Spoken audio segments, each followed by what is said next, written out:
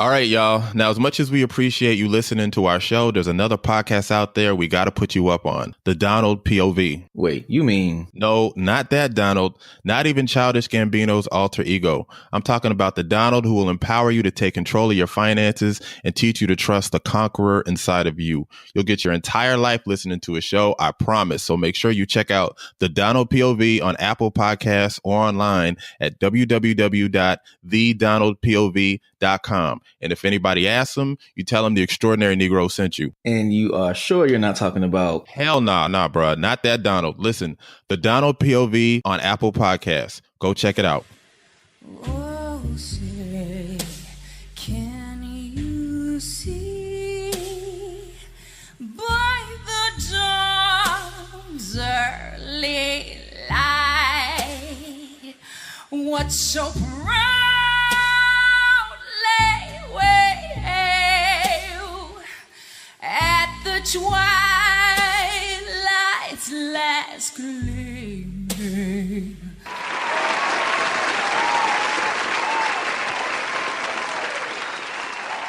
And welcome to the latest installment of the Extraordinary Negroes. It is your boy, Jay Connor. And I'm still Alex Hardy. And what you been up to, brother? Well, thankfully enjoying what seems to be a reprieve from the Arctic fuckery outside. It's thankfully a little bit warmer, easier to function out here in these streets. Been writing much more. I got some great news coming up that I'll be able to share very soon about what Get Some Joy, this mental health initiative. I've been working on that.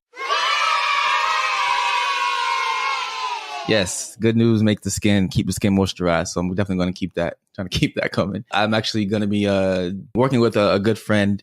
You should see this on the Extraordinary Negroes website, and hopefully next week to develop an online writing course around this mental health situation. I do a workshop called Literary Therapy that uses writing to explore all these issues. So I'm going to be doing an online course, and people had asked about a way to interact and share and work through our shit online without having to be in the same space. So look out for that. That's dope, man. How about you, Black man? Well, first and foremost, we had our event. We invited Social Mixer. Yeah, so shout out to my co-partner on that, Mr. Elton Anderson over at Creators of Color, where we invited all the local creatives within LA. The premise behind it was that, so often that we as creators and creatives, we exist in these spaces where we are othered, where we're the only writer in the room, the only writer of color in the room, or the only, photographer, the only makeup artist or whatever. And it makes it a lot harder to network in those spaces because we always feel like, ostracized. So I wanted to create a situation in which we can all get together and, build a community around our craft. So it was really dope, man. We had a tremendous turnout. It was super dope event. Shout out to everybody who came through. Really cool. We had a lot of people in the building. It was really dope. And I also went this past weekend to the Black Joy Parade in Oakland, which was a beautiful event. I've never seen so many Wakandan handshakes in my life. Yo, what's up, homies? It wasn't even like niggas was laughing afterwards, like, haha, that's cute. It was dead ass serious. Like, no, this is how we get down from henceforth. So it was really dope to see around all that energy and all that, beautiful, graceful aging, seeing the kids and everything, just really soak it all up. I would have loved to experience something like that as a child. So I can only imagine how it's going to affect these children moving forward. Outside of that, I've been writing. I think I'm gonna be on some other podcasts coming up soon. That's really it, man. Dope. Yeah, I'm definitely mad I didn't get to be out there for that event. It definitely looked like a great turnout. Lots of, like you said, graceful aging. And it's always good to be in a room like that. We create in silos. A lot of us, we don't often have the resources, or we feel like we're the only one out here on that struggle, or, who understands the things we're going through. So it's always good when us as Black folks especially can have a place to get together and tell our stories and hear from other people in the same journey that we're on. Yeah, there were so many people there that were just like, yo, thank you for doing this. You don't know how badly, like, I needed this. There was like a 16-year-old girl that was up there. That was crazy. It was like, she was like 16 and she was like, yo, I'm out here trying to get it. I'm trying to be like y'all. And it was just like, it was just really dope, man. Kid Fury from the Read was up there too. So shout out to him for coming through. Shout out to the Read. But also, it's Black History Month and it's almost over. This is bullshit. But that being said, I wanted to take a moment to thank Apple Podcasts and TuneIn for featuring us all month on their respective apps. We definitely appreciate the love and the downloads and the promotion that they provided us with. They shout out to them. And also, if you listen to the show on TuneIn, then you had the privilege of hearing me doing promos all month, putting you on to other beautifully black ass podcasts out there. So shout out to both apps for holding us down. And if you want to feature our show on your app, I highly suggest you do so, because the streets need this glorious gospel. You know what I'm saying? I love getting texts and messages from people saying like, oh yeah, I was scrolling iTunes or scrolling TuneIn and, you know, heard your voice or saw your advertisement or saw your feature. So shout out to both of them for sure, because it definitely opened us up to a new audience. Yeah, definitely. Also, if you aren't doing so already, you need to get off your ass and follow us on social media, because you are missing our annual Black History Month Black Extravaganza, the Extraordinary Negro of the Day, which is not only a natural exfoliant, but is matched only by Harold's Chicken in consistency and flavor. You are definitely missing out if you are not checking these out every day. And even though we're approaching the end of the month and it's about to wrap up, you can still go back and read them all and get your life, because they've been hilarious and insightful. Mm-hmm. Yeah. And for those who aren't following us, where can they go about doing so? If you are not already on board with the winning team, make sure you follow us on social media, of course. You can hit us on the Extraordinary Negroes on Facebook. You can also follow, of course, the hashtag Extraordinary Negro of the Day on your social media platform of choice, except Snapchat, because we're too old for that. You can also follow us on Instagram, The Extra Negroes, and also on Twitter at The Extra Negroes as well. It's a good time. You're missing out, and you are missing out on some natural melanin enhancement if you are not on board with the Extraordinary Negro of the Day party. Yeah, and if you want some more entertaining alternatives to, Black History Month highlights, then definitely check us out. Should we get to these reviews, Mr. Hardy? Let's go. All right. Well, More Dapper Than Dan, which is the best fucking name ever. More Dapper Than Dan says, this show should be essential listening in all lives matter households. I'm white and appreciate how honest you guys are in addressing everything you two discuss. Your chemistry is amazing. I can't wait for you guys to do a live show in Portland. Yeah, Portland about that. It might be a minute, but, if they cut the check, you'll see us next week. You know what I'm saying? Yeah, I'll deal with the dreariness for the right cause. Word. Teresa Victoria says, definitely happy I came across this podcast. I knew I was hooked after I listened to the new Slaves episode, which was by far my favorite. I constantly find myself laughing, agreeing, and above all, learning new things all the time. So keep doing what you're doing. Also, we all know Alex won the... See? My nigga. Also, we all know Alex won the Thanksgiving draft. See? Exactly. Please. That's bullshit. Why is she bringing up old shit, man? That's trash. Teresa, you know better than that. I'm gonna send you a Christmas gift, a late Christmas gift, Teresa. About to say at the very least, she gets a card for that one. But yeah, as always, thank y'all for showing us love. If you're listening in your car, at the JO, at the courthouse, while you wait to get slapped with this latest, alimony payment, wherever the hell you're listening to our show, please, please, please drop us that 5-star review on Apple Podcasts and or iTunes, because some of us listen on our Macs, so we can give you a shout out on the show. Shall we get to these hot takes? Yes, indeed. Let's get to it. All right. To the chagrin of an entire entertainment industry that has been telling us since the dawn of time that Black movies do not sell, Black Panther finally dropped last weekend and shut every last one of them the fuck up with a record-breaking $235 million in domestic box office during its opening weekend, a second weekend that pulled in an additional $110 million, making it the second highest of all time, and a grand total of over $700 million already worldwide. Black Panther blew past box office estimates in its opening weekend. Huge crowds of people packed into theaters across the country to see this new superhero movie. So far, the film has raked in an estimated $192 million in the U.S. and Canada. That makes it the fifth highest grossing opening weekend in Hollywood history. At its current trajectory, it's not only on pace to become the fifth highest grossing movie of all time, but it's destined to leave over 1 trillion gallons of white tears in its wake. Amazing, amazing, amazing. So, Mr. Hardy, in light of Black Panther's immense success, in what ways have you seen this movie invigorate our community? I think one of the most exciting ways that I've seen it breathe life into the community has been seeing the way that it's giving kids, like, just open up their imagination to so many more possibilities. You know, seeing all these kids, if you've seen it on social media, for example, kids dressing up as the Dora Milaje, you know, as the different characters in the movie, seeing kids excited about superheroes, you know, black kids who typically, you know, have to dress up as, you know, these other, you know, other characters of other races, but Captain America. Exactly. But so like, you know, see, like I said, little black boy ran up to me in Target, excited with locks, excited about, you know, being Black Panda, as he called it. That, and just, you know, of course, not only the Wakandan greetings that you see all over the fucking place, but just to see the way that I've seen it's invigorated and excited creatives about putting art out into the world. Now, of course, you know, that budget is, you know, kind of a once in a lifetime type of thing, perhaps, but just the excitement that people, you know, creatives, writers, you know, filmmakers now have about putting our stories and black faces on the screen. Cause, you know, it was a fucking great experience to see that fucking black, graceful aging and good skin in IMAX and 3D. So I just love that it's hyped people up about telling our stories, getting ourselves together, pooling our resources, and trying to create more moments like this. Yeah, man, I definitely agree with the representation and how it affected children. That's something that I spoke with Law for we've been talking about this movie for forever. Something I talked to Law, shout out to him for joining us for the review, which if you haven't listened already, you definitely should. But yeah, I think the biggest impact it's had is on children. Because I mean, to your point, I remember growing up being a big ass comic nerd and all the characters that I fanboyed over looked nothing like me.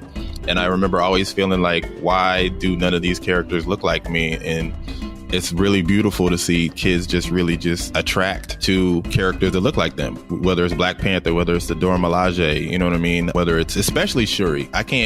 I'm just really excited about what Shuri is going to do for young black girls as far as technology, as far as getting into, you know, STEM and everything else. Yeah, it's like, yeah, I'm very excited about that because and she's already the greatest Disney princess of all time. And she's been out for what, a week and a half, 2 weeks. So definitely excited about that and what it means for that representation. And to all these people out there bitching, talking about y'all niggas doing too much, y'all conveniently forget this is the first time we've ever had this. Y'all motherfuckers been wilding out over Star Wars and Harry Potter and all this other goofy ass shit.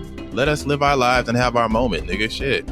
You know what I'm saying? not even just wilding out. Like, they walking in theater as fucking Chewbacca. Like, it's not a game with these fucking movies, and getting lightning bolt tattoos and all this Harry Potter shit and doing all these themed weddings, and like, it goes down. Like, let people have the one moment. The other thing is, you know, people putting a lot of revolutionary onus on this movie when you know, and expecting it to write history and tell our story properly and all this other extra shit. Like, in a lot of instances, representation in itself is not going to end all discrimination and change the world, but it is a major thing to not be overlooked. And I think also, you know, the thing that I hate to address, but it has to be addressed, is that, you know, white people are going to see this movie, see these regal representations of us, and take those back to their community as opposed to what they see in music videos or television. You know what I mean? These negative stereotypes that they tend to gravitate towards. They're going to see this and they're going to go back and be like, oh, well, they can. You know what I mean? And that's going to have an impact too. You know what I'm saying? Even above, once you get past the people who are already, what if there was a White Panther? And can you imagine a whole movie of whole white kingdom? And no, yes. Like, it's... We see that every... That's it. We see that you can't please everybody.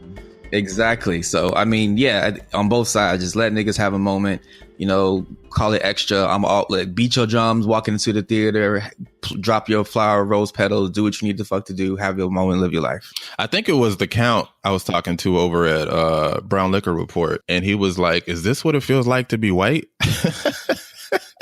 Because it's like, you know, every other weekend, you know, you get to see those big blockbuster movies and there's all this extravagance, and it's just like, we never get that. But at the same time, as much as I'm cherishing this moment and as much as we deserve it, I would love for other marginalized communities to experience the same thing, whether they be Latinx, whether they be indigenous, whether they be, you know, of Middle Eastern descent or Asian descent. With, I forgot that movie coming out, Crazy Rich Asians. But I mean, even that's not to the same extent, just because it's not a massive big budget movie. But everybody deserves a feel like this. So absolutely.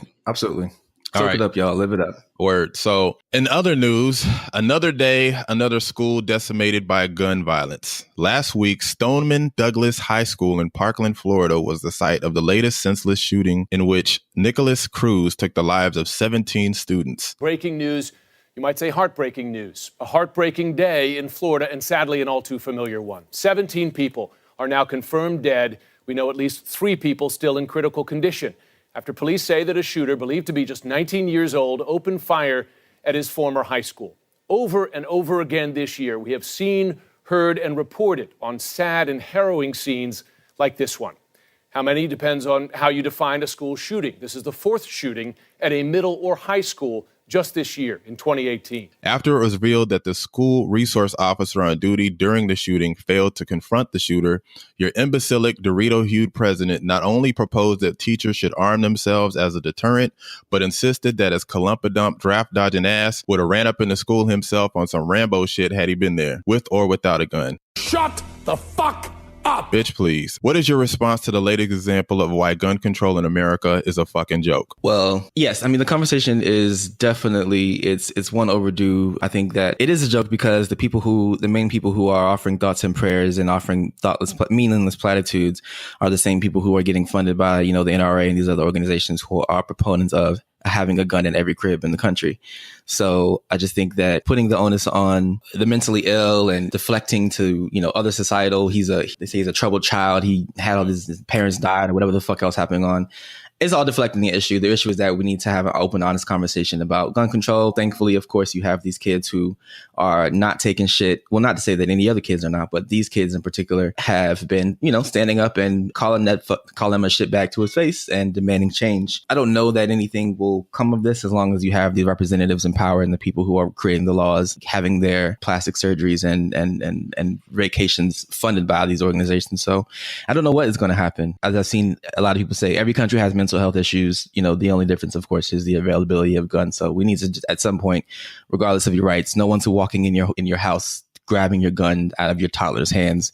It's not going down like that. But we do need to have an open and honest conversation about what the fuck we can do so this can stop happening. Yeah. One of the best things I've seen to come out of this, as despicable and as terrible as it is to lose 17 high schoolers in this instance, is that companies that have been putting money and investing in and doing business with the NRA have disassociated themselves and continuing to do so. FedEx, Hertz, a whole list of companies have chose to do that. So that's definitely a good thing. And that's one way to begin the changes that need to be made.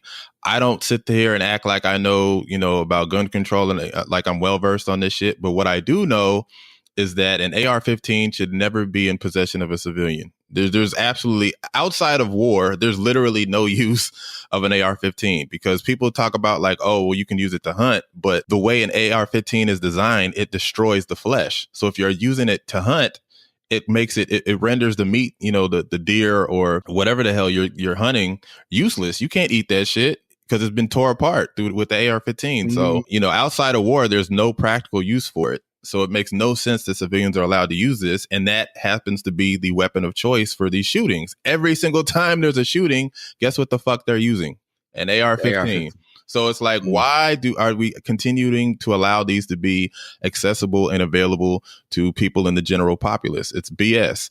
And I think outside of making AR-15s illegal, they got to make it more difficult to get a gun. It makes no sense that it's harder for me to get a car than it is for me to get a gun. And then every single time one of these massive shootings happen, we hear some story about how there being these litany of warnings that were ignored. Like, oh, he was doing this online. And, oh, he was, people knew he had all these guns. And, oh, people called this hotline and people need to be more vigilant about this shit. You know what I'm saying? People need to take this, as a community and as a society, we need to take these things more seriously, and more stringent protocols need to be put in place so that it's infinitely more difficult to get a gun, including, mental health checks and things like that. Because I was talking to my friend Candida when I was in Oakland, and she was talking about how I think in Japan, police don't even carry guns. But in order to get a gun, you have to do like this battery of tests, and you have to do like an annual mental exam, and you got to do like all this other stuff that makes it a pain in the ass, to where it's like only people that really need one or really want one really bad get them. And it's way too easy for me to just go to Walmart today and go buy a gun and be, you know what I mean? Like, it's BS, man. It's bullshit. Even more ridiculous is that they're considering arming teachers as a solution. I mean, putting more guns in the hand. Do you know how many black kids are going to die from that type of decision? Putting guns in the hands of people who are already frustrated, underpaid, overworked, already have, they may already have biases. And, if they are bugging out and you think somebody flipping out and calling a student a son of a bitch or a motherfucker or pushing somebody, grabbing somebody with a chair or something, just imagine the nonsense that will ensue if you give a gun, a handgun, any type of, gun, even just the fact that students will know that there is a gun in the classroom now. Yeah. Whether it's on the teacher or not, it's in the desk, it's XYZ place. Yeah, right. That is asinine. And even then, you had 4 people with guns at that school who did nothing against an AR-15. So that is obviously not the answer. Yeah, more guns to combat the guns that are already out there makes absolutely no sense. So yeah, we definitely got to do something about this, and hopefully changes are made to make that happen. But on a lighter note, can you tell these fine folks at home why Patreon is important to our ministry here at the Church of Negroes?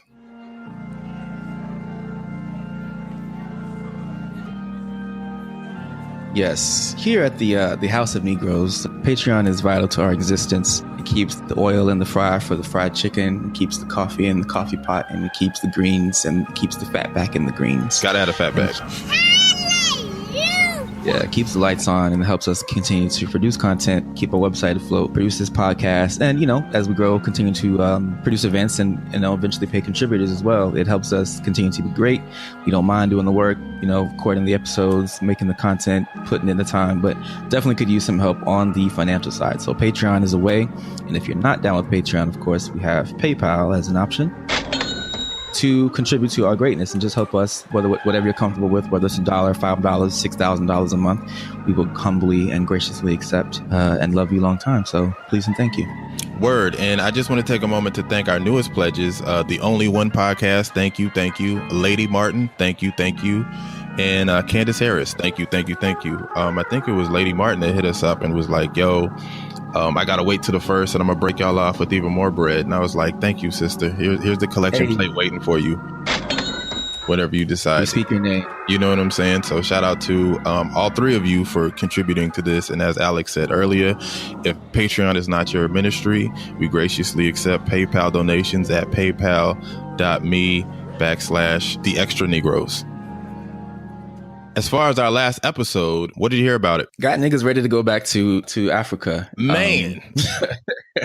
Yeah, they Myra and Dell will definitely drop in gems as always. And that comment, Myra's comment about, for those who didn't listen for whatever reason, it was about this couple who uprooted and moved themselves and their younger son to Ghana, I believe, for 10 months and then traveled around Africa, had varying experiences, and they shared those with us, good, bad, and indifferent. And Myra's quote in particular about not needing Africa, a lot of us Black folk feel this void about, missing heritage or not knowing where our roots come from or not being able to identify the tribe or the village or the exact region or place that our ancestors came from. But Myra said that after their experience there, she said she didn't need Africa to define her Africanness or something to that effect. And just basically saying that, we here have built our own tribes and that, we have our own history, our own rich culture here that is worthy of celebration and is just as valuable to what we feel like we may be missing. And that is, I heard a few people quoted that to me in text messages, and one person emailed me, another friend called me just about that part alone and just how that really encapsulated something that they have been feeling. Some of us do have that longing and a sense of needing to reconnect, but some of us, feel just as whole in our American Blackness over here as, as orphan ass niggas. So yeah, it was great. It was a great conversation. I'm glad they shared both the ugly stuff too, and not just the romanticized version of Africa that we may, have. So yeah, they kept it real, and I'm glad they definitely shared the ugly shit too that they experienced. Yeah, I think when you're a podcaster, it's such like an isolated profession. You know what I'm saying? Like when you are in like movies or whatever, like you do the movie, but then you do promo runs and you get to meet people and, people run up on you, taking pictures and shit like that. But it's not like that as a podcaster. So when people like enjoy an episode, 9.5 times out of 10, you hear nothing. So it was interesting that we had so much feedback and so much love and people having so much to say about this episode, just because you just never know what people think. You know what I mean? You see download numbers and you're like, hell yeah, a lot of people listen to it, but you never really hear feedback unless sporadically they might say something on social media. But for the most part, it's not, if you have thousands of people listening, it's not like thousands of people always, let you know what they think. But it was really dope to just see so many people excited about this episode and quoting it on social media. And I think Reagan Gomez had like a long ass thread on Twitter about it, talking about like why Black people are so dope and how, it was inspired by, her listening to this episode. And she, talked about how great it was. And it's just really cool that so many people gravitated to this story, especially it was right on time with, We made sure we lined that timing up perfectly, boy. High five to us, because it was right on time with Black Panther coming out. But yeah, it was definitely dope. And if anything, a little behind the scenes action. The interview almost didn't even happen that day. We had technical difficulties, and it almost didn't happen. And we were like super bummed. Alex and I were over here like, shit. So we're glad we were able to fix it and get it worked out and give you guys that episode, because it's been so powerful, and it's definitely got us a whole lot more subscribers and got us a whole lot of love on that. So thank you guys. Glad you appreciate it. Thank you, Myra and Dale, for coming through. Definitely, if you're not already, you can follow them on Instagram at The Repat Diaries. And I think they're on Facebook at the Repat Diaries as well. I don't know their personal accounts, and I don't know if they feel like sharing them, but definitely check them out at The Repat Diaries on Instagram and Facebook. And therepatdiaries.com as well. Oh, yeah, no doubt. But who we have, what we got going on in this episode today? Today, we're going to have a really dope group therapy moment with two of our favorite writers, Tonja Renée Stidhum, she who is writing with 17 million new bylines per month, and my fellow very smart. That nigga stay working. Really though. And also Shamira Ibrahim, also from various Smart Brothas and elsewhere. We're going to just talk about our experiences with therapy, how we're managing our mental health in these trying ass times, and some things that are working and not working for each of us as we press on in the age of diaper genie presidents.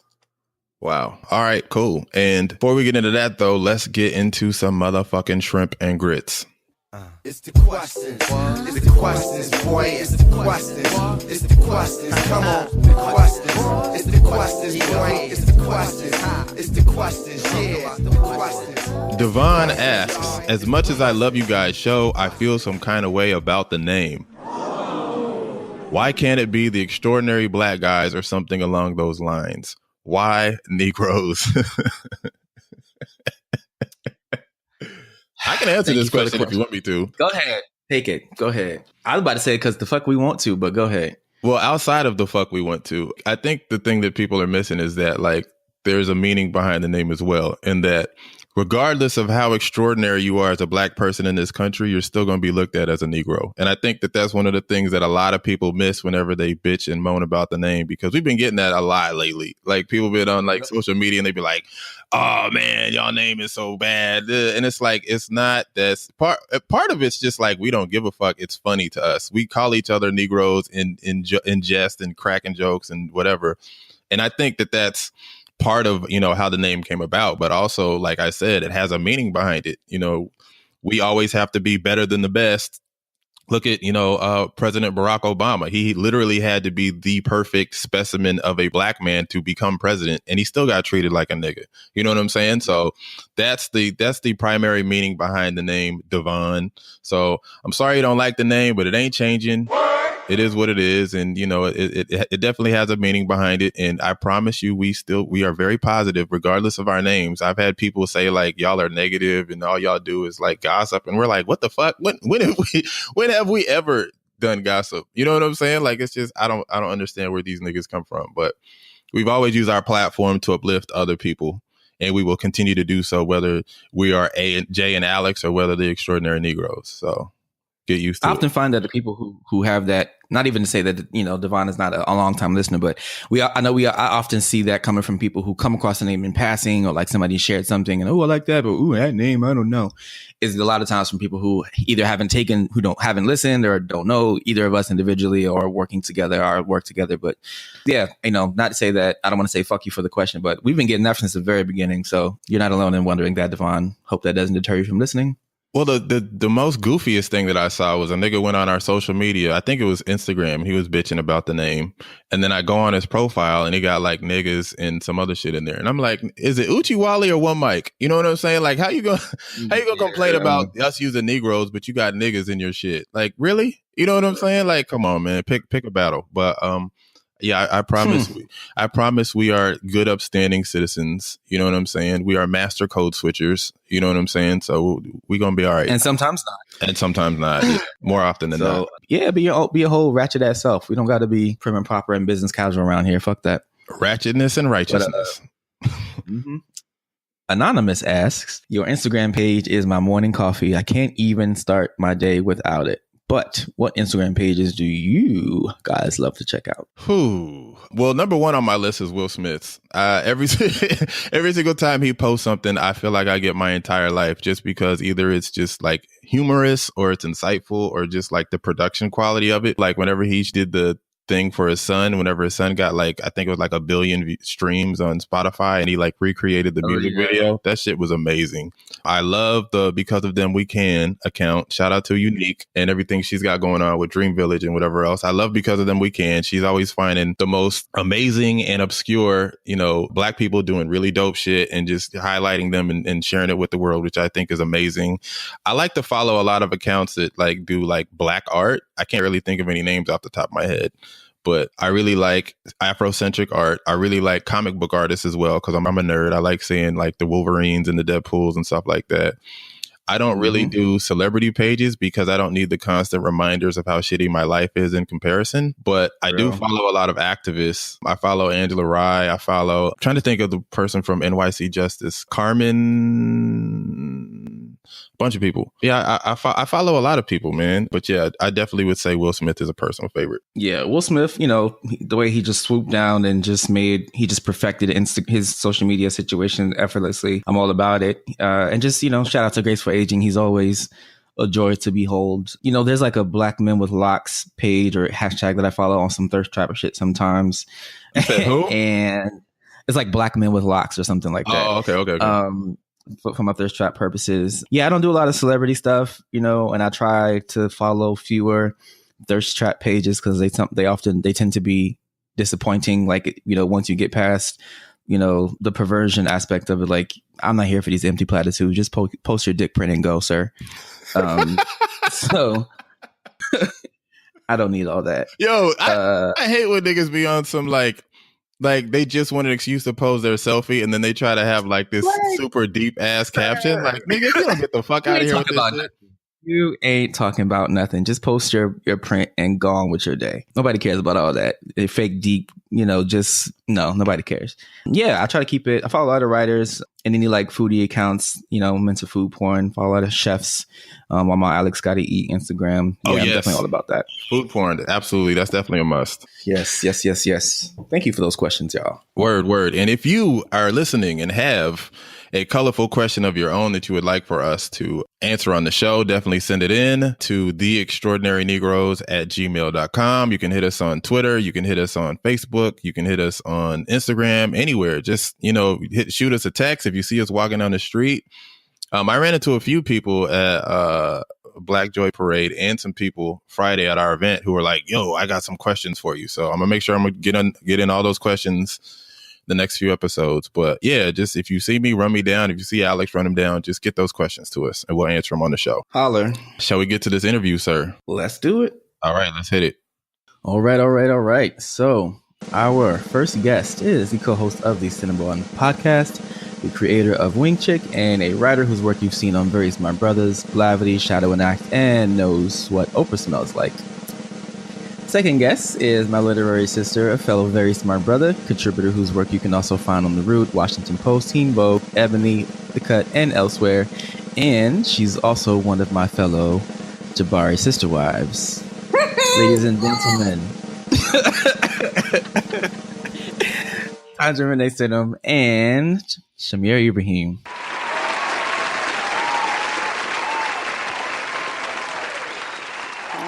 Hey, folks. Hey, how y'all doing tonight? Thank you for joining us on this. Well, I don't know if it's cold out there, but it's cold over here. Yeah, I was just telling Shamira it's LA cold. So what does that mean? Does that mean like 50, 60? Yep. Mm-hmm. Y'all and out here with I ain't gonna stand for this. I'm trying to be 80, beach weather, because this is what I moved out here for. So I can really troll everybody else, but I can't today. But now you cold as a motherfucker like everybody else and struggling too. Basically. Yeah. Of course, mental health is important. So I wanted to thank you all for joining us. So before we do get into everything else, I did want to ask, just like I ask on Facebook every week and elsewhere, how would you both rate your self-care at the moment on a scale of 1 to 10? I would say like about a 4 right now.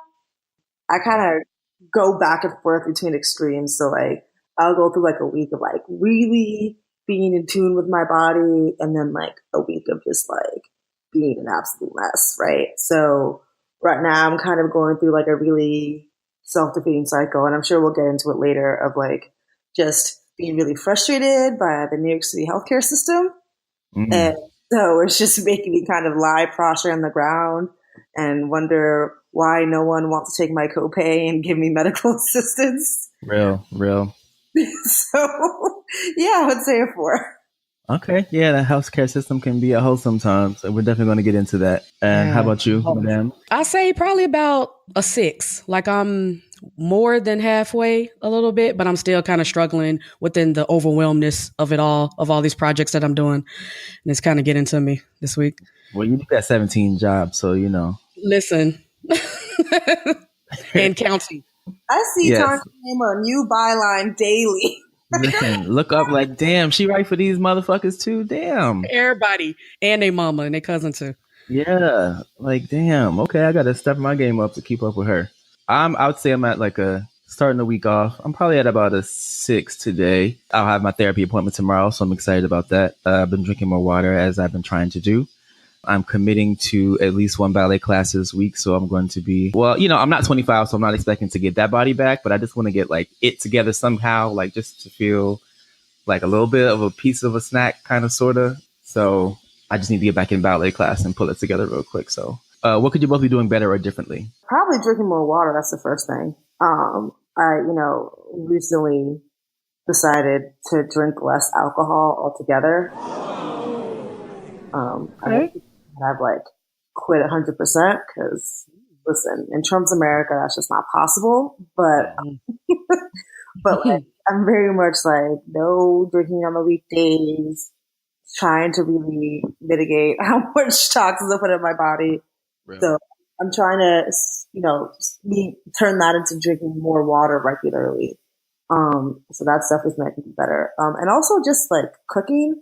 That sounds like really minor, but I'm actually a really good cook, and I lately just have been finding every excuse not to do it. Like I'll just lay on my bed and be like, well, Uber Eats is a thing, so why am I going to get up on my black ass and like all this energy on the stove?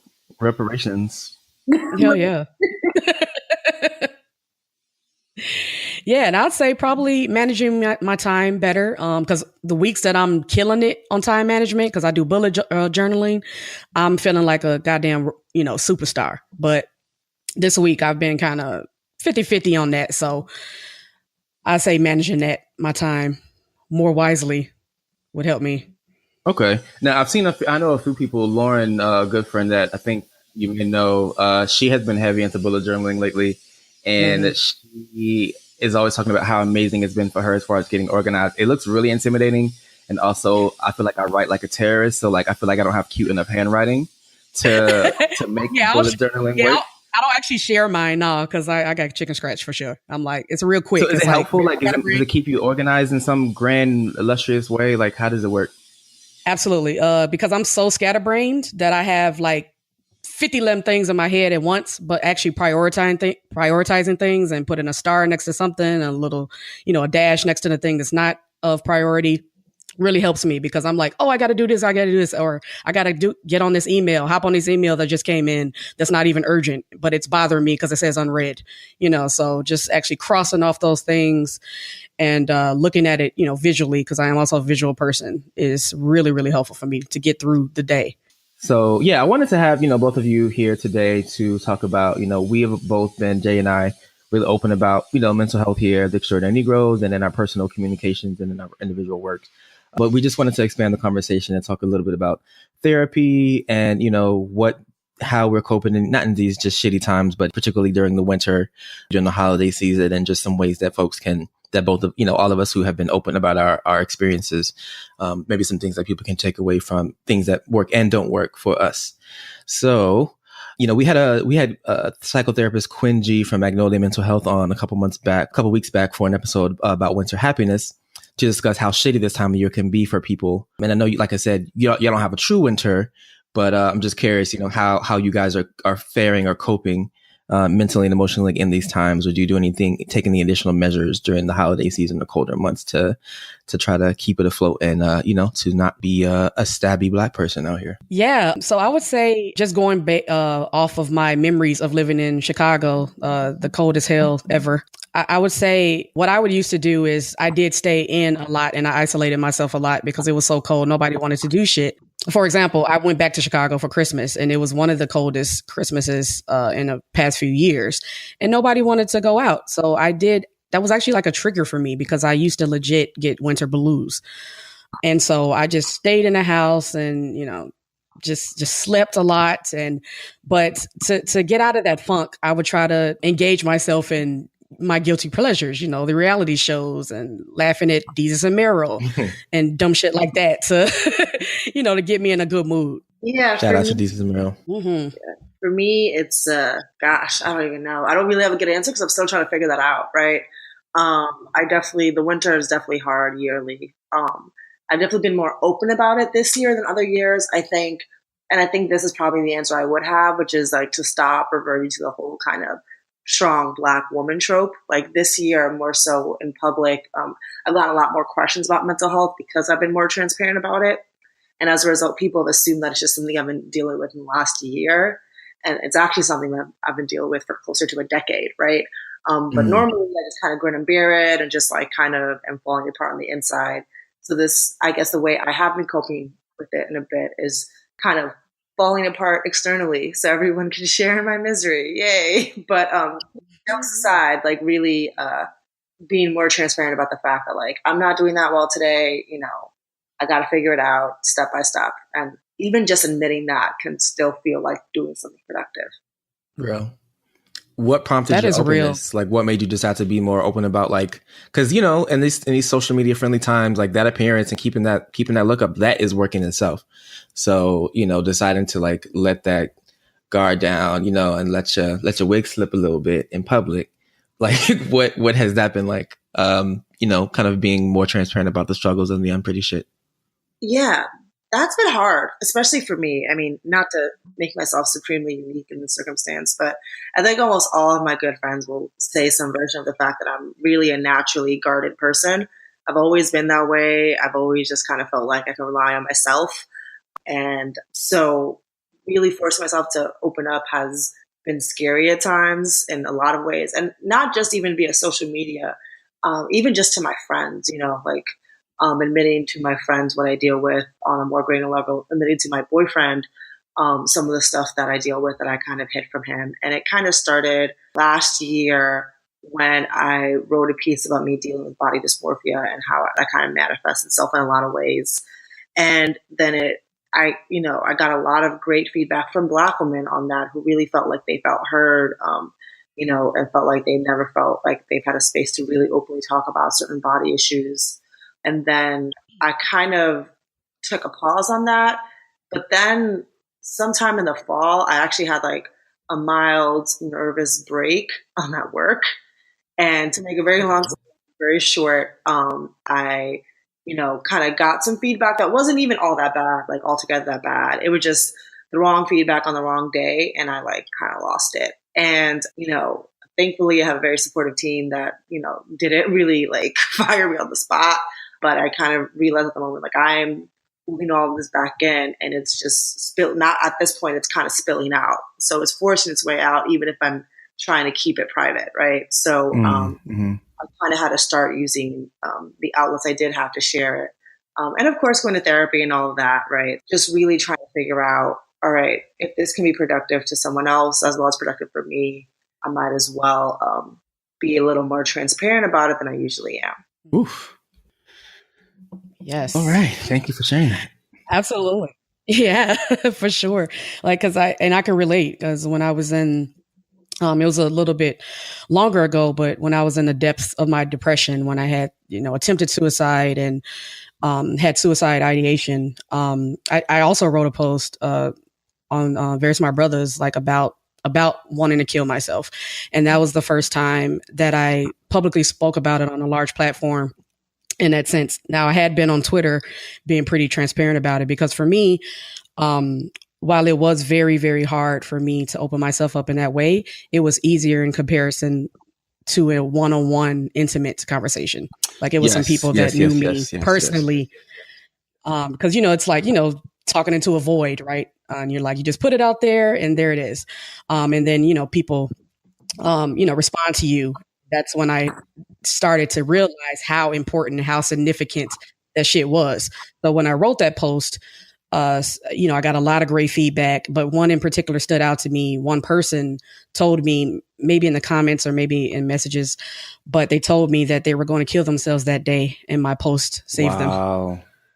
And that shit shook me to my core. Like I was literally shaking. I was at my job shaking because I'm like, oh my God, you know, because of course when you're depressed, you feel alone. It's very isolating. Shame is very isolating.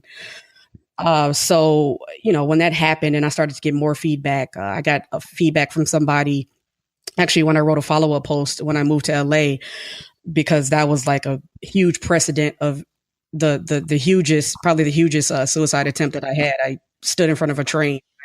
It almost ran me over until, you know, I saw something that, you know, distracted me in a way that's like, oh shit, it brought me back to my senses. So when that happened, you know, someone reached out to me, was like, whoa, you know, your story is very, very similar to mine. And they also moved to LA and is now my friend. You know, it was somebody I didn't know. They just saw my post and they reached out to me and we started talking. So just that, yeah, like just that is like, just because I opened myself up in that way, and people are opening up to me and I've established actual relationship from that is so significant. Yeah, first of all, yes, thank you for sharing. That was actually one of the more powerful things, one of the memorable things from you. Like one of the things I actually refer back to often when people, you know, when I talk about this type of writing. I've actually used that piece in a workshop that I did. Your piece about being suicidal. Just the transparency it was a beautiful thing to see. And also I definitely relate to both of you as far as like the outreach that you get from writing these types of things. I know for me, like I've been transparent about it as well, but like the recent one about on Very Smart Brothas about not going home for Christmas for being suicidal. I never really written about suicidal ideations in that way, like at that length. And about like the motivations and the fact that it felt like it was a very recent thing, you know, for lots of reasons. You don't want people to worry about you and all that types of stuff. So I will say, like you both said, like the responses to it, like make it feel less scary, less isolating, you feel less out there, less like exposed. I mean, you definitely are exposed, but like it just makes it less of a scary thing, like being out there, just because you see this something that unfortunately more people relate to than I anticipated. Yeah. Now, Shamira, you have been very candid on Twitter lately about your experiences with adjusting to antidepressants and kind of what that has been like in a lot of different ways. Now, my first question is, how did you know that you needed like a chemical boost, something else other than, you know, your natural methods and means? And like, what had that journey been like for you? Yeah, well, it's not my first time on antidepressants. The first time was in 2010. I was on like a generic version of Prozac. And so I've known before when I needed to be on them. Sometimes I've chosen to ignore it, but that's a different story. But this time I wasn't functioning. I was crying like daily at like small stuff. And like, you know, kind of putting the people around me through their paces. And like, I wasn't able to process basic things in a healthy manner. And my anxiety would kind of take me to like really extreme levels. Like I remember there was one time at work, and hopefully my boss doesn't listen to this podcast, but there's one time at work that like I was in a meeting with my boss and like somebody else. And like we kind of were in that meeting to handle some like feedback around something that I had done that they had questions around, right? And meeting went or whatever, it went fine. But then like my manager had asked me to step out of the room so they could keep talking. And like my mind could not stop leaping to like, no, they're definitely asking me to leave so they could talk about me. They're definitely asking me because I did something wrong. And I just couldn't get out of there. And like I stepped out and like they requested me to, but I like found a way to intentionally hover around to hear what they were talking about. And of course they weren't talking about me at all. Right. And by the time I realized they weren't talking about me, I was like so ashamed about the fact that like I could not bring myself to leave the vicinity without getting a reassurance that they were talking about me. I was like, I can't function in society like this. Like I cannot, operate day to day being so consumed by how my emotions will take control of me.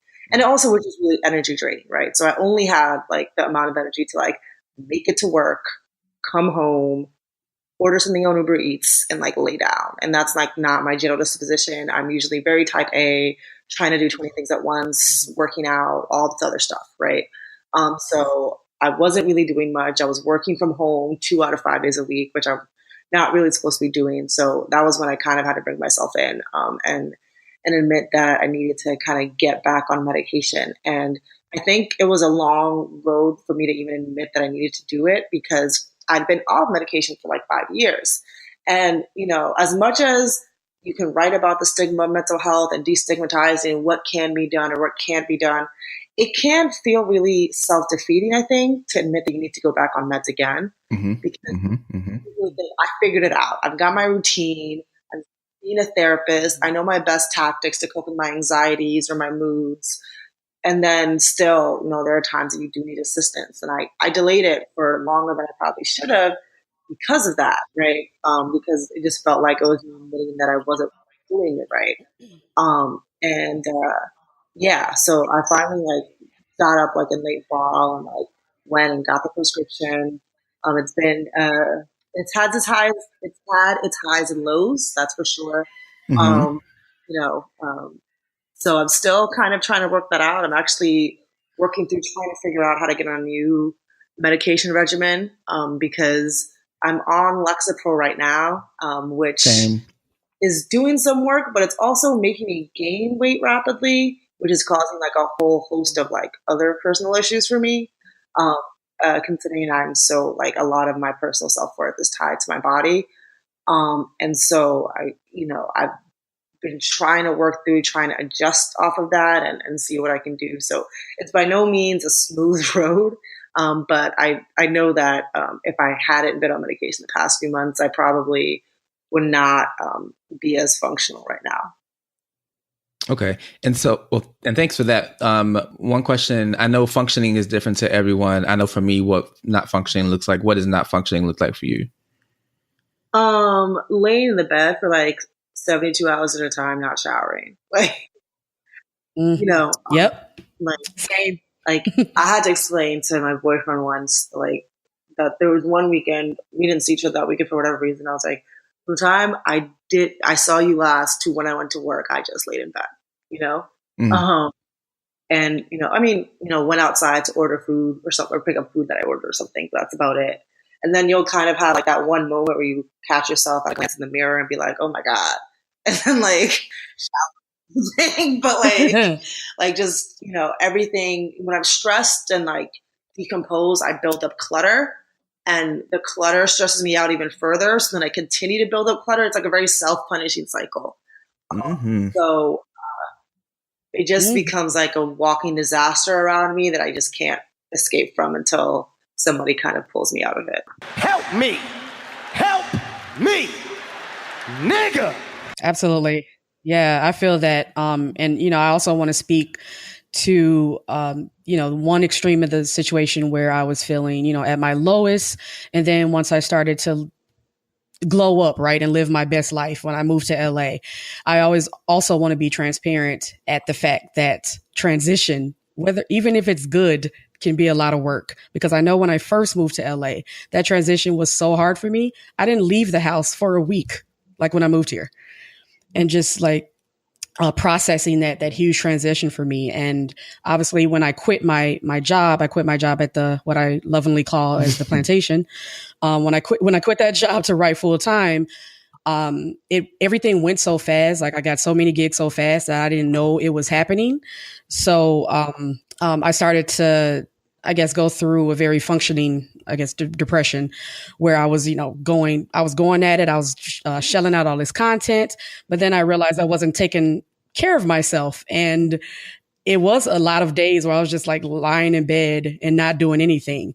And it became very reflective of what happened when I was at my very low end, because it's one thing when I was very sad about things every day and I was crying a lot.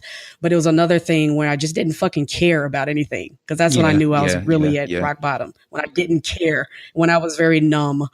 And that was starting to happen in as well. So I had to check myself with that, because when I was back in Chicago, I actually had an active therapist.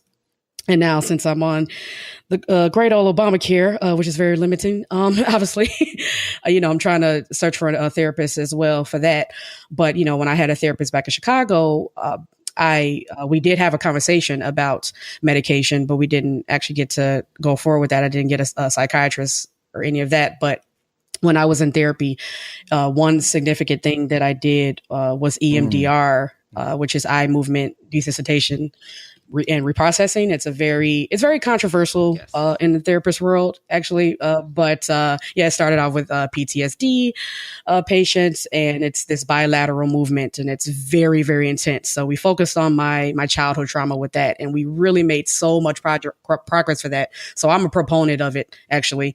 But I unfortunately didn't get to finish the entire process with that therapist, because when I moved, and Skype wasn't, a part of my coverage, because, advanced technology isn't catching up, or the therapy isn't catching up. Yeah, exactly. The health system in general is not catching up to advanced technology as much as I would like. But yeah, that's that lying in bed and you look up and you haven't showered and done basic things to take care of your body is very real. Yes, I've written live and direct from that place as well. It's a very horrible place. How do you both, when you're like in those moments, like in Shamira, also like being in a relationship or, whether socially, engage your support system? Like when you are in those moments, like what's your support system like for those times? And, do you have, people on call for different things? Like I have people I call when I've had panic attacks. I have a list.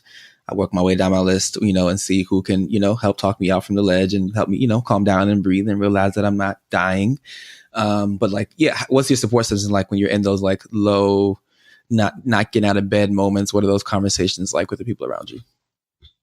So that's a complicated question for me. Not because I don't have a good support system. I do. I have, people who are willing to take my call at any, hour of the day, to make sure I'm doing okay, including, of course, my partner. But for me, it comes with a weird amount of guilt, because I tend to find that people who may not struggle with severe mental health issues, because I do believe that anyone has capacity to struggle with something for a spell. But people who may not struggle with it on a recurring basis, they love the people who struggle so much. They're very invested in trying to figure out what the solution is, right? And so this weird pile of guilt of like, all right, they're asking, what can I do to help you? And I don't have an answer, right? Like I can't, no cure all for this. So I would have saved up the money, put up a GoFundMe link to get it, by now, right? So then you're like, all right, I'm having a bad day today. I'm really struggling. How do I do this? How do I process this? I'm just letting you know. And then it becomes, all right, what can I do? I wish I could be there for you. Do you need anything? And, it's like, well, if I can't, give anything. So it becomes this weird space of guilt. And then you start just, at least for me, I know sometimes I just start saying I'm okay, even though I know I'm really not, because, something okay is relative for me at this point. And for the second thing, it's just, the conversation is draining and in some ways a little bit embarrassing, right? In the sense of like, for me, it's like, no, I'm not okay. And, I'm walking on the street and processing 17 things at once that I wish I didn't have to think about all the time. But there's nothing you can really do about it. So is there any point in me really vocalizing it, right? So I do have a great support system and I do reach out to them when I'm at my lowest, but I do know that there are times that I actively try to not, because I do feel a lot of guilt around it. That's real. Yeah, I mean, definitely. You think you should be able to manage a lot of times. Yeah. And you also don't want to worry people. You don't want people. I know for me, I can't speak for everyone else. But I know in my case, I don't want to worry people. And of course, they always remind you, that's what your community, and that's true. That's what your community is for. You got to let your friends be your friends. all that kind of stuff. But like, Exactly. yeah, you don't want people to worry about you. I know in my case, that was one of the things about like putting personal things out. You don't want people to be, thinking you're out here destitute and, needing supervision and shit like that. So, just taking my mom for an example. My mom has come over the last 2 weekends in a row to just like come and clean and bring me food. Because I finally had to admit to her that I wasn't doing that well anymore. And I know she's really worried, and I don't want her to be worried, and she doesn't want me not to tell her anything because then she'll be worried.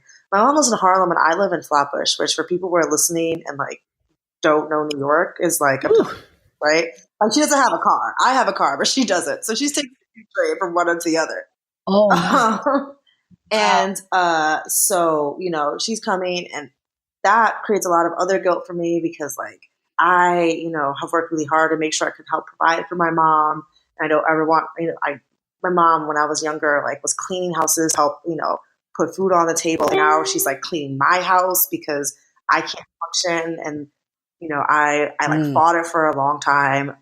And now I kind of have to give in, and that's come with its own set of complications. And, she's very much on the like, well, whatever, you're not doing well right now. You need to have a livable space, which is true, but still just feels like, I don't want to worry you all the time. And I know she's worried because she calls me every day now. Right. Yeah. But so I totally get it, just trying to figure out the balance between letting your network be there for you but also like not wanting them to be as worried about something that you've kind of been living with for a long time. Because it's new for them, but not necessarily new for you, Right. no, yeah. And the word I always use is burden. I didn't want to feel like a burden to someone. And then on the flip side, I am a true Leo at heart. I have pride like a motherfucker. So I always wait to the very last minute to ask someone for help, like the very last. And so similar to you, Shamira, like your mother, and my mother is back in Chicago, like over 2,000 miles away, but I'm also her baby. I'm the youngest. So she does check up on me every single day. And then the moment that she realized that I was depressed, it was just a whole nother set of worries, obviously. And that was like probably like a year or so before I actually moved to LA. So she worries about me all the time. She can't see me, and she doesn't have access to me because I was, I'm very, very close to her, but obviously physically I'm very, very distant now. So she worries about me. Yeah, that's a hard thing to manage, like that balance of, and, writing this last piece, we had to have some honest conversations about, my fear about like, look, y'all got a lot of shit going on. I don't want to worry you, versus them saying, from their perspective, they would rather know than to have, be left to imagine the worst possibly, and, have their imagination running wild and figure like what's going on, what I'm actually going through, what I'm dealing with, what my daily experiences are. So we're definitely trying to find that balance between openness and like, okay, let me not, I just want to have some type of dignity. I don't want to be a complete shitty mess in front of these people. Yeah. Mm-hmm. So I'm curious, when you sought out a therapist, was race or gender an issue in selecting your therapist when you finally decided to select someone? Oh, absolutely. I have a Black woman as a therapist. I wasn't going to have a therapist that was anything other than a Black woman. I made that very specific in my search. I researched from a couple recommendation sites. I highly recommend therapy for Black girls. I researched, Open Path Collective, asked friends. It wasn't easy. It took me time to find my therapist because in New York, the amount of Black female therapists, but it's not long, but in relative to the number of Black female professionals who are increasingly going to therapy, it's a little stilted. So I definitely went through 4 series of calls of hey, they're like, oh, that's cute. I'm not accepting new patients, sis. They're like, I'm booked up, sis. Yes, that shit is real. God. All right. Yeah. Sorry, sis. Shit is real. Yeah, I remember my first journey to get a therapist. The first one that I wanted, she was booked. She was super booked, but she was like, "Oh yeah, I got my colleague," but it ended up being, my best introduction to therapy as well. As far as race and gender, I was very strict on gender. I wanted a woman because I wanted to delve into the sexual trauma of my childhood. So I definitely did not want a man whatsoever. Understood. Yeah. Because that would be a trigger. So I wanted a woman. And she was a white lady, but she was like she had this breakthrough for me in processing my sexual trauma. Now that was interesting because between that time, I believe Trayvon Martin was killed. And so like I talked about that, and I talked about like all the racial trauma and all the struggles. And, you know, she was very objective and listening. She listened to me, but I did wonder, you know, what would it be like to talk about this with another Black person, with a Black woman. And now I'm glad you mentioned Therapy for Black Girls, because that is a resource that I'm looking at, because I'm looking for a therapist right now here in LA. And we just talked about, you know, the fact that going towards another step in bettering yourself can be overwhelming in and of itself. And it is. So I've been delaying it, but I know it's coming soon. I can support you on that if necessary. Therapy for Black Girls is a wonderful resource. Shout out to Dr. Joy Harden. She's been on the show a couple times. And I advise everyone to check out Therapy for Black Girls podcast. She does really, really great work, and she has a dope range of guests that she brings on. So, but yeah, I'll definitely help you out with that if need be. Like, I got you. I'll hit you up for real. How did you know that you needed someone in the first place? That what you were dealing with was more than what you could bear on your own? Oh, I would say, I believe I knew once like everything that I was doing previously wasn't enough. Like everything that brought me joy before did not work. At least not in the long term. It was like a quick fix, I would say. And I was still feeling very, very bad, very, very shameful. And I wanted to talk to somebody, again, with an objective point of view, because I couldn't even tell my closest family members. Even with that suicide ideation post that I wrote, you know, that was the first time even my coworkers knew. They approached me because they found it on the site. So, you know, I just needed some professional help. I knew that I did, and I did some research on that because it was something that I was bottling up inside, and it was all coming up to a head. Similar experience, I guess. My outlet, usually, I've always been athletic. I've danced and played sports almost my entire life. So usually I used to use the gym as my outlet, but I kind of come to a point where I realized I hadn't worked out in a month. And then I went to the gym to try to work out, and, you know, a month sometimes can feel like you haven't worked out in 6 months, right?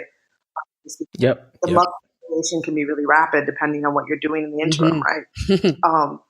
And so I was just struggling with the workout, and like it wasn't giving me the relief that I usually get from just like punching things for an hour at a time, right? And I like started crying at the gym, and I kind of was at the moment like, all right, so like thing that I would do to at least be like a panacea for the next kind of day or two isn't really helping me, right? It's not getting me through to like the next day. All I want to do is just go home and lay down. So that was when I was like, all right, I've got to figure it out and set up an appointment. And that's what I did basically. Yeah. For me, I would say, well, I was in Panama and shit was not going well. I hadn't really named it what it was. I just knew that I was not doing well and that I needed to, you know, have a drink before class, have a drink before this class. I was sleeping a lot. I'd given away all my dance classes. I had gained weight. My skin was trash. And I called my parents one day and was like, yeah, I need to, if I don't leave Panama, I'm going to probably kill myself. And I left Panama like 2 weeks later. And I got into therapy as soon as I got back to Virginia. Before that, I intended to be moving to Brazil to do this whole dance, learn Portuguese, study dance, do ballet every day, all this kind of stuff. But my family was down for me coming and having a soft landing. Of course, I'm sure they didn't want me to fucking kill myself. So, you know, I got lucky. I had a white woman. I walked into the office. I saw a Black woman behind the counter and thought, oh, look at grandma over here. She's about to be my new best friend. But it was definitely Mary Jane, and Mary Jane definitely kept me from jumping off the ledge a handful of times. And I just knew that, like you, the things that I loved were not bringing me joy. Dance was doing nothing for me. Writing was a struggle for me, and I loved. Like I was doing very well professionally at that time, and creatively, and it just none of it was doing anything for me. Those things in themselves have become a struggle to do. So that's how I knew like it was time to get lucky. And yeah, you know, I just, with both of the white women that I've had, I think ideally would love to have a Black therapist, but and maybe next time around, it's just a daunting process, the whole like just starting over again. But I tell them niggas everything. Like I tell them about whole shit. I tell them about the dick sucking. I tell them about all the ugly stuff. I tell them about racial stuff. I tell them about horrible white people. Like I tell her everything. And you know what? Yeah, I just got lucky. I know some people have horrible experiences and go through 6-7 therapists. I just got lucky. And that's great. Yeah, I just wanted to avoid the risk of it. I've actually never had a bad therapist experience. I've had bad like medical professional experiences, but not with the actual therapy component. But, you know, so I just wanted to avoid it because I know I've had friends tell me horror stories of like, I have to validate like the actual like validity of the thing I'm going through. And like, I just can't imagine having to like waste 5 minutes of a session that I'm paying for. Right. Why this is significant. Like, oh my God. I'm not paying you. It's significant because I said so. Like, right? Yeah. Explaining basic aspects of humanity. Like nobody has. That's not part of the package. That's not going to work. Right. Okay. Yeah. Hell no. Yeah. That's definitely not going to. That's not going to work. So, and people who have written about your challenges publicly, has there been any downsides or any maybe sucky parts about being so vulnerable publicly? Either as on a professional side or, interpersonally or, as far as in some professional relationship in some way? Well, two things. One is, I think one thing that I've dealt with at times is people who are close to me, and I do consider them, it's not like a one-sided thing, like that they think they're close to me and I don't. Like I do consider them close to me, have definitely come back to me and been like surprised to find things out via a written medium that I may not have explicitly shared with them in a conversation. And so I've had to go through the kind of procedure of just explaining why it's sometimes just easier to spell it out in writing and put that out to the public versus just having a hard conversation one-on-one, right? That it's not necessarily indicative that you're not close enough to hear this information, but like, how do I just casually sit and tell you, yes, I weighed myself 5 times today, basically before and after every time I pooped. Like, that's not necessarily like an easy thing to just drop into like a text conversation, right? Right. So there's that. Right. The second thing more so is that while my mental health is very much a part of me and it affects a lot of me, it's still not all of me. And sometimes what can happen is that every single experience that you do share with someone can now be contextualized in the framework of your mental health, right? So if it's like, man, I'm just really irritable and crabby today. And they're like, oh, how's your mental health doing? It's like, no, I'm just having an annoying ass day. Right. Like, yes, like or, else, right? how meds can affect your appetite when you're adjusting to them or whatever. And it's like, oh, are you overeating because the medication? I know you've been worried. Like, no, I always ate a lot. Like, just really getting people to reel back and understand like what that fine line is sometimes. Like, yes, it's important to me. And yes, I want to share this with people, but it still isn't all of it. I don't think it like has affected me adversely career-wise, but it has forced me to continue to check the boundaries of how to interact with it and discussing it with other people who are kind of experiencing it for the first time through me as their friend, as opposed to for me where I'm like, this is part of it for me. It sucks. It's shitty. I'm not happy about it, but like life goes on, Yeah. Mm-hmm. Absolutely. Yeah, I would say, that there was a freeing aspect to that because people expected me, especially online and via my cheeky persona, to be the clown, right? And there's their tears of a clown proponent and component to it. So I'm like, people are like, whoa, they were surprised, like, wow, I didn't know this was you. You're always smiling and all that. And that part was freeing, but also the part that was like super annoying once I dropped it was all the I guess I would say it was what word am I looking for? They were trying to help basically. But they were saying like, oh, what you should do this or you should do that. Or how about you just do this? Like these very simple tasks. Like, how about just not be depressed? Kind of like that. And that would really, really piss me off because I would be in the throes of it. And I'm like, yo, if I had a magic pill to take or a golden ticket to, to distribute, then it wouldn't be a problem, would it? Yeah. Yeah. That's real. What, I guess in wrapping up, would you both say to the strong black woman trope it can be, and strong black man trope as well, we can take that onto a detriment as far as assuming the responsibilities of, the entire world, putting our neighborhoods, our families, our cultures on our back, or, feeling responsible for, being impervious to pain, being, bionic, being impenetrable, always being able to make it happen, always being able to be on, as creatives and, just people who are living in the age of, us being ruled by a fucking diaper genie.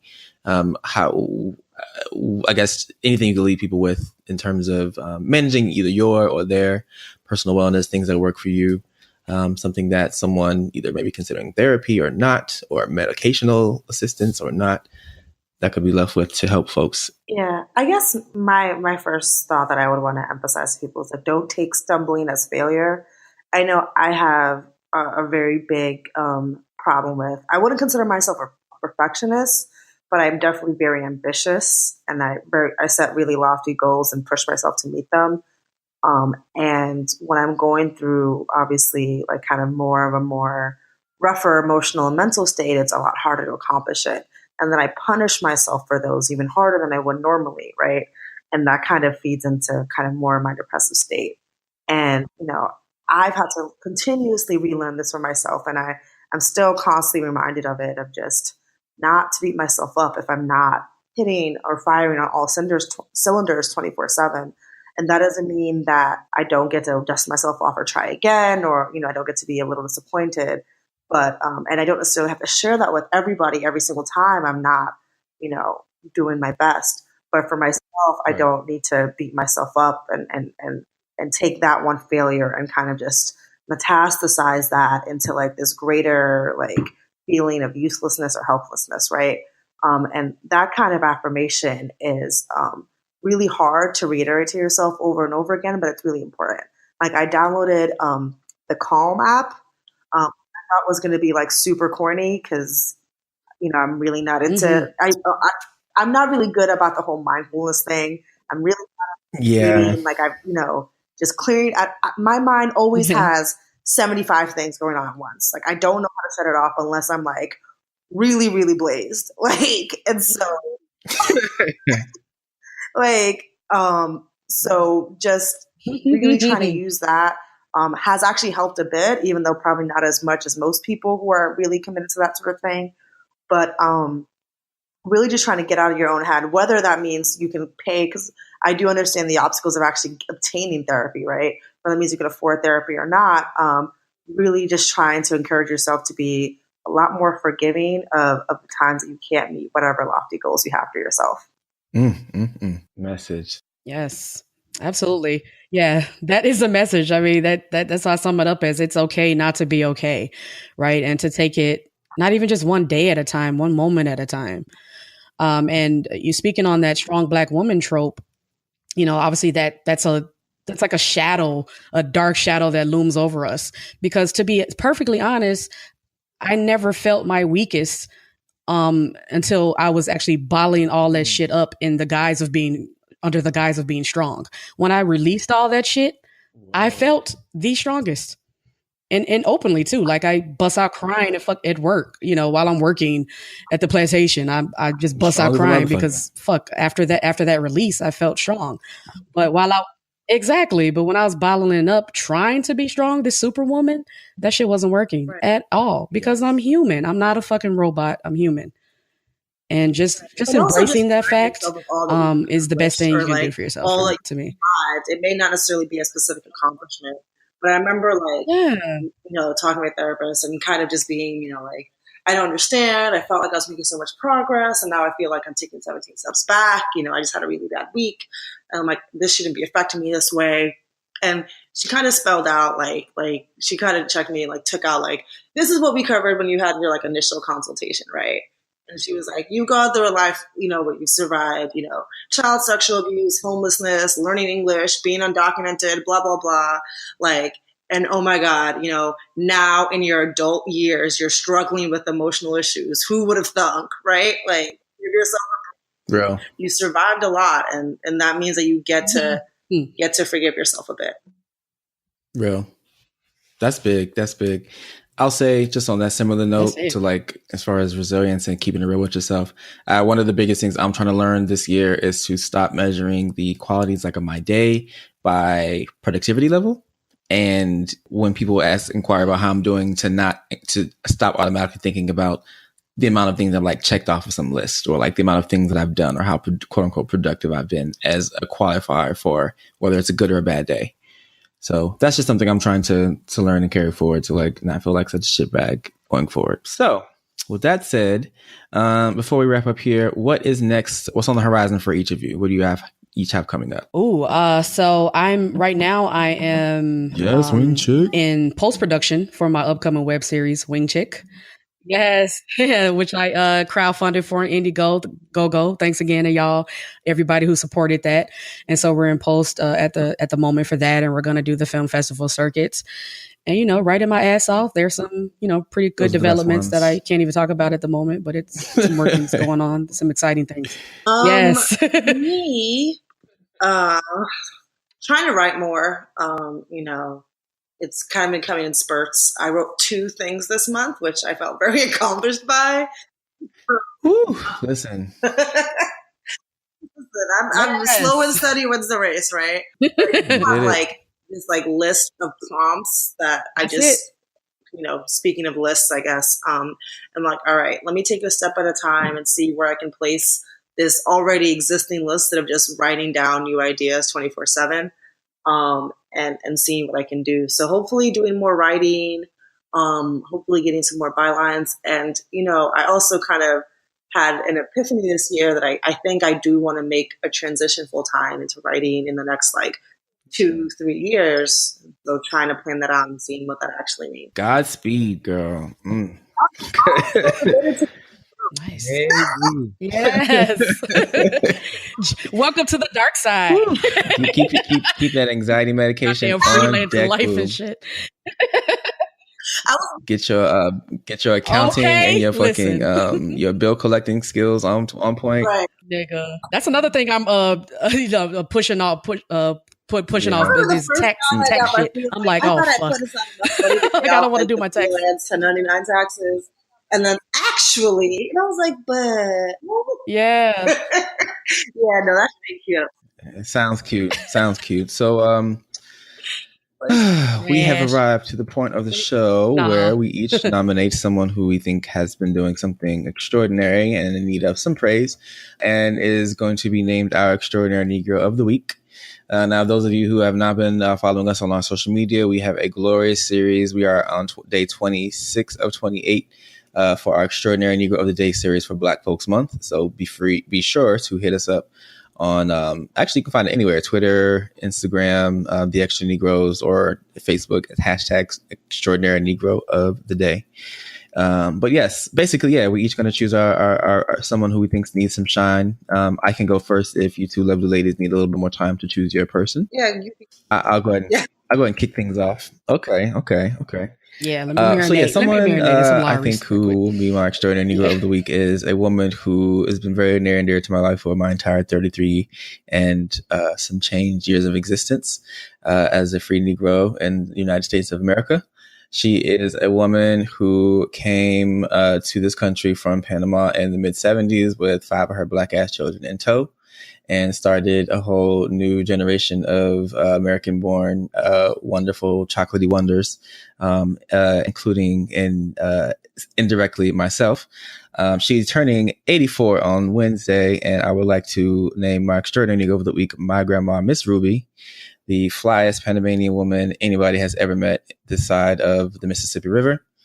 And she just has been an amazing impact on influence on my life. And she's done a lot of amazing things for us in our community, especially the Afro-Latino community in the Hampton Roads area. She's catered probably, most of anybody who had a wedding, a funeral, an anniversary, a quinceañera, any Black gold tooth extravaganza that involved Panamanians. She was probably involved, made fried rice or empanadas or something extravagant like that. So they're having a gathering for her this week.